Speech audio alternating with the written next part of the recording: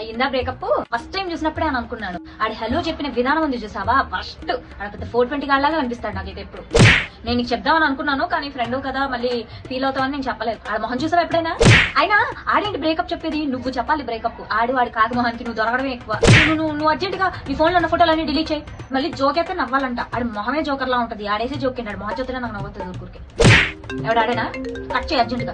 ఎత్తబాక అసలు ఆడ ఒక్కసారి వదిలించుకోవడమే మనకు చాలా అదృష్టం. నువ్వు మళ్ళీ రాసుకూసుకొని ఇవన్నీ చేయకమ్మా.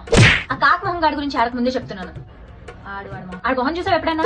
చూడు, నువ్వు బ్రేకప్ అయ్యాను కూర్చొని ఏడుస్తుంటే డీపీలు మార్చుకుంటూ కూర్చున్నాడు. స్టాటస్ కూడా పెట్టాడు. ఎక్కడికి వెళ్ళినట్టున్న ట్రిప్ కి సెలబ్రేట్ చేసుకుంటున్నాడు. నీకు అర్థం కావట్లేదు.